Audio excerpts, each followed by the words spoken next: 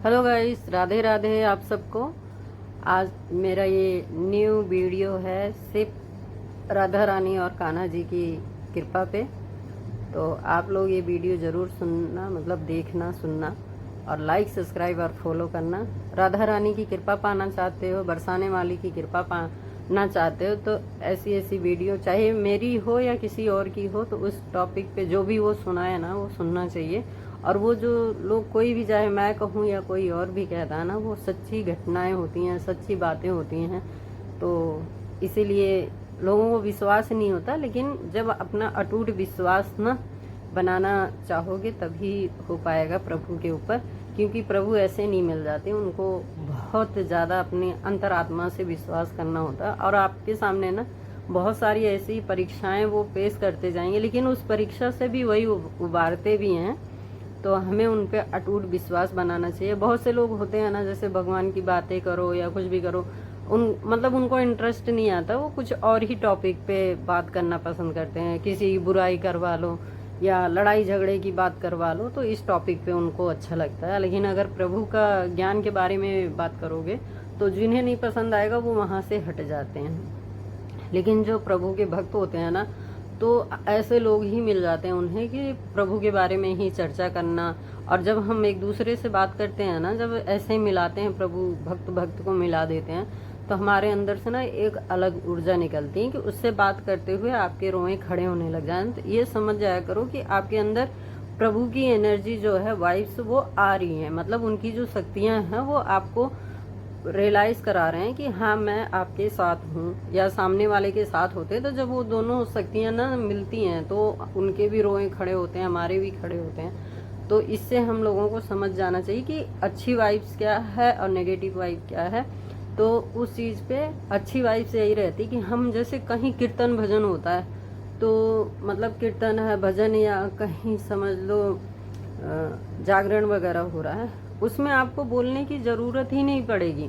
अगर प्रभु, मतलब आपके अंदर वो वाइब्स आना शुरू हो जाएगी ना, तो आप खुद उस स्टेज पे आप चले जाओगे, अपने आप चले जाओगे, झूमने लग जाओगे, नाचने गाने लग जाओगे। आपको जो चीज़ें नहीं आती वो भी आपको आने लग जाएंगी। उस वक्त आपके साथ ऐसा होगा। ऐसा मेरे साथ होता है कि मैं कभी भी, मतलब कीर्तन है या भजन, मैं घर में भी रहती हूँ ना, अगर भजन लगा लिया और बड़े ध्यान से मैंने सुनना शुरू कर दिया, तो आंखों में आंसू आ जाएंगे और मन करेगा मैं कितना झूमूं, जो मन करता। मतलब उस वक्त एक, मतलब घर में भी बैठ के कितना भी कुछ होता रहे, लेकिन उस वक्त ऐसा लगता है कि मैं सिर्फ प्रभु के पास ही हूँ। और एकदम, मतलब शरीर से हल्का हो जाना सब कुछ, मतलब इतना अच्छा वाइब्स आता है कि आप उतना कभी शांति अपने मन में महसूस नहीं करोगे। जब आप प्रभु से कनेक्ट हो जाओगे ना, तो धीरे धीरे धीरे धीरे आप उनमें अपना वो ढूंढ लोगे कि जब उनकी तरफ देखोगे तो आपके आंख में आंसू जरूर आ जाएंगे। और कभी पता है, ऐसे बैठे भी रहेंगे ना प्रभु, तो हमारी सिचुएशन पे वो मुस्कुराते हुए ऐसे दिखाते हैं कि हाँ देखा, मैंने कितनी परेशानी उठाई, वो लोगों को नज़र नहीं आता।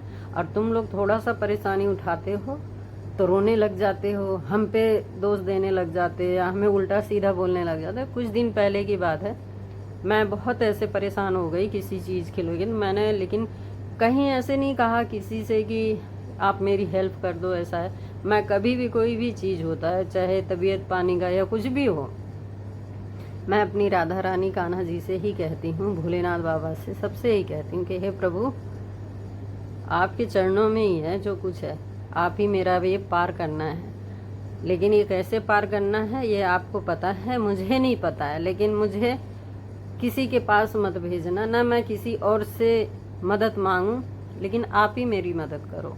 क्योंकि मैं किसी इंसान को तो जानती नहीं हूँ।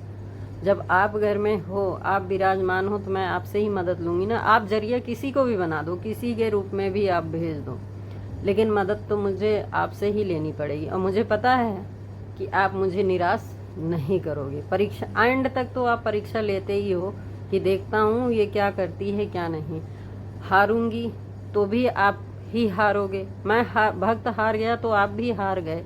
तो हम मन में यही सब भावनाएं लेके प्रभु के चरणों में वो हो जाते हैं, हाजिर हो जाते हैं। और राधा रानी की कृपा, जब कहते हैं ना कि कान्हा ना सुने, तो माँ से ही, जैसे एक माँ बाप होते हैं ना, तो माँ के पास बच्चे रोते रोते जाते तो मम्मी बहुत जल्दी सुन लेती हैं और पापा नहीं सुनते। तो उसी तरह से हमारे जगत पिता जगदीश्वर जो हैं वो अगर अकेले हैं तो चलो ठीक है, थोड़ा सुन लेते हैं, लेकिन जब साथ में राधा रानी हो ना तो वो भी आनाकानी करते हैं कि भाई सारी सिचुएशन इन्हीं पे डाल दो, यही सुनेंगी।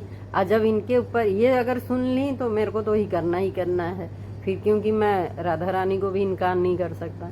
तो इसी तरह से प्रभु हमारी हेल्प भी करते हैं और वो हमें जता देते हैं कि हमें दिखाई नहीं देते, लेकिन वो नेचुरल कुदरती हमें बता देते हैं कि हाँ मैं हूँ, वो महसूस भी कराते हैं। आप कभी अपने ही घर में मंदिर में बैठना, शांत भाव से अपने मन को एकाग्र करके, ये प्रभु में विश्वास करके धीरे धीरे विश्वास बढ़ाते जाओगे ना, तो आपको प्रभु की सारी एनर्जी, सारी सब चीज़ें आपको वो आने लग जाएंगी, आपके मन में बातें आने लग जाएंगी, आपको वो समझाने भी लग जाएंगे। मतलब वो हंस रहे हैं नहीं हंस रहे हैं, सब कुछ वो फेस करते हैं। तो मैं उनके सामने बैठी हूँ और मैंने बोल दिया उनसे ऐसा, तो मतलब ऐसी स्माइल, तिरछी स्माइल आती है उन मुस्कुराते हुए, उनकी स्माइल बार बार मैं उन्हें देख रही हूँ, बार बार ऐसे, अरे आज ऐसे कैसे हो रहा है कि ये तिरछी स्माइल कर रहे हैं। फिर मन में फिर एक भाव आ रहे हैं कि हमने भी तो बहुत परेशानी उठाई है, तो मुझे देखो, कभी किसी भक्त को मैंने हारने दिया? नहीं हारने दिया, चाहे वो अर्जुन हो या कोई भी हो। उनकी नज़र में वो ऐसे चीज़ हैं कि वो जिसका हाथ एक बार पकड़ लेते हैं ना तो जीवन भर वो नहीं छोड़ते। बस आप प्रभु को कितना समझते हो, कितना उनका हाथ पकड़ के चलते हो, ये आप पे डिपेंड करता है। प्रभु तो जब से हमारा जन्म होता है उससे पहले से ही हमारा हाथ पकड़े रहते हैं, लेकिन हम ही सही डायरेक्शन। हमारे अंदर दो चीज़ें होती हैं, एक प्रभु होते हैं और एक प्रभु के साथ साथ, जैसे कहते हैं ना, एक राक्षसी शक्ति होती है, एक दिव्य शक्ति होती है। तो हमारे अंदर दो भावनाएं चलती हैं, एक जो सही मार्ग बताता नहीं ये सही है, दूसरा जो राक्षसी शक्ति होती है ना वो कहती है नहीं ये नहीं, ये करो, वो नहीं वो करो। तो जो सही राह दिखाता ना, पहला सही राह वाला आएगा, आपके मन में थॉट जो आएंगे वो सही वाले आएंगे। तो अगर आप वो सही वाला चीज़ पकड़ करके चलोगे ना तो हमें अच्छे डायरेक्शन मिलेंगे। लेकिन जो बुरा वाला दूसरे नंबर पे जो आता, नहीं ऐसा नहीं ऐसा करो, अगर हमने उसकी बात मान के चली ना तो हम हमेशा गड्ढे में गिरते हैं। तो इसलिए जो हमें पहली वाली चीज़ें बोली जाती है तो वो प्रभु की तरफ से इशारा होता है, और दूसरी वो राक्षसी शक्ति, क्योंकि प्रभु का और इन सब बुराइयों का तो जन्म जन्म से ही नाता चलता आया। तो वो बुराइयों को छोड़ के तो वो साथ में चलता है ना। लोग यही तो देखते हैं कि कौन प्रभु को अपना रहा है, कौन इस चीज़ का। तो आज भी कहीं राक्षस गए नहीं हुए हैं, आज भी इंसानों के रूप में राक्षस हैं, और आज भी कभी मतलब भगवान कहीं दूर नहीं गए।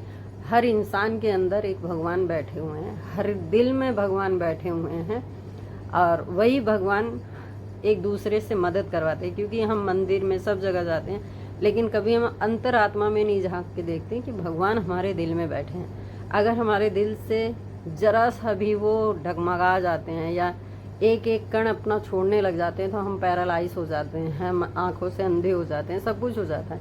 लेकिन लोगों को ये नहीं समझ में आता है आज जो मैं बोल भी रही हूँ तो ये प्रभु की कृपा है, क्योंकि वो यहाँ विराजमान है तब मैं बोल पा रही हूँ। अगर वो यहाँ विराजमान नहीं होंगे तो मैं बोलूँगी कैसे। तो मैं अपने अपने शरीर में ना हर एक अंग में यही सोचती हूँ मेरे प्रभु जी विराजमान है, तब मैं हाथ पैर सब हिला पा रही हूँ, मैं बोल पा रही हूँ, मैं दुनिया देख पा रही हूँ। मैंने ऐसे बहुत से लोगों को देखा है जो हाथ नहीं उठा सकते हैं, क्योंकि उस जगह हर एक शरीर में ना प्रभु के कई सारे ऐसे स्वरूप होते हैं जो बैठे होते हैं। ये पुराणों में भी लिखा गया है, आप कभी पुराण पढ़ना तो उसमें आपको पता चलेगा कि जो हम बोल रहे हैं वो भी प्रभु की एक अलग शक्ति होती है, उस पर विराजमान होते हैं। जो हम आंखों से देख रहे हैं उनके लिए वो अलग सैनिक तैनात करके रखते हैं, हाथ पैर हम मिलाते हैं उनके अलग सैनिक तैनात होते हैं। तो ऐसे हमारी जो पूरी शरीर है ना, इस पूरी शरीर में उन्होंने एक ऐसी सैनिक तैयार कर रखी है कि जब हमारा जैसे आखिरी दिन या कुछ भी ऐसे आता है या हम पैरालाइज होते हैं तो एक एक चीज़ें सैनिक वहाँ से हटते जाते हैं, क्योंकि वो बाहरी शक्ति वो अटैक करती है तो हम हार जाते हैं, तो वो एक निकल जाती है। ऐसे ऐसे करके जब हमारा दिन मतलब करीब आता जाता है तो वो एक एक चीज़ें हमारी बेकार होने लग जाती हैं। तो इससे ये समझना चाहिए कि हाँ, यहाँ पे जो सैनिक तैनात था अब उसकी ड्यूटी पूरी हो गई, वो गया, इसकी ड्यूटी पूरी हो गई, वो गया। ऐसे ऐसे मैंने ऐसे लोगों को भी देखा है कि मतलब ऐसे वक्त में देखा है कि सुबह बोल रहे हैं एक एक चीज़ें, और जब जैसे जाने का टाइम हुआ तो कभी हाथ मतलब मुंह की वाणी जा रही, कभी आँख की जा रही, कभी कान की जा रही, कभी कुछ। तो मतलब ये सब रियल है, जो हमारे पुराणों में लिखा है ये बिल्कुल ही गलत नहीं है। अगर आप देखना चाहते हैं या सुनना चाहते हैं, भगवान को समझना चाहते हैं, तो आप किताब उठाओ और उससे समझो। हम गुरु के पास तो जाते हैं, लेकिन आजकल कोई गारंटी नहीं है कि हमें गुरु अच्छा मिल जाए। मैं भी गुरु सोचती हूँ कि बहुत अच्छा मिले, लेकिन मैंने कान्हा जी पे छोड़ रखा है, राधा रानी पे, कि मुझे गुरु दीक्षा तब चाहिए जब आप मुझे गुरु ढूंढ के दोगे। अब देखो, गुरु तो उन्होंने ढूंढ रखा है, अब लेकिन दीक्षा कब मिलती है ये उनके ऊपर निर्धारित करता है। तो इसीलिए मैं यही कहती हूँ कि कहीं भी इधर उधर भटकने की ज़रूरत नहीं है। अगर आप ज्ञान लेना चाहते हो, अपने आप को बदलना चाहते हो, तो एक बार जितने जो भी ग्रंथ है, शिव पुराण है, श्रीमद् भागवत है, गरुड़ पुराण है, सब चीज़ आप लेके पढ़ो। उससे आप पढ़ोगे तो आपको ज्ञान मिलेगा और मन की शांति मिलेगी। और जो जो भी चीज़ें आपके मन में थॉट आएंगे ना, वो थॉट आने से पहले आपका जो मतलब जिससे आपकी ज़्यादा बन रही हो, जिससे मतलब आपकी ज़्यादा कनेक्टिविटी होगी, जो आपके अंदर थॉट चलेंगे ना, वो सामने वाले के अंदर भी चलेंगे कि वो आपको समझेगा। और रही भगवान की बातें, तो भगवान ही है, क्योंकि रियल जो है वो नेचर ही है। नेचर को कोई समझ नहीं पाया है। तो पूरा ब्रह्मांड, कहते हैं प्रभु के एक एक रोए पे ना पृथ्वी बसी हुई है। तो धरती, आकाश, पाताल सब ये समझने के लिए हमारे बस में तो नहीं है। इसलिए जो कुदरत है, जो नेचर है, वही प्रभु हैं। हर एक चीज़ के रूप में वो आपको दिखाते हैं, समझाते हैं, लेकिन इंसान समझने के लिए राजी नहीं है।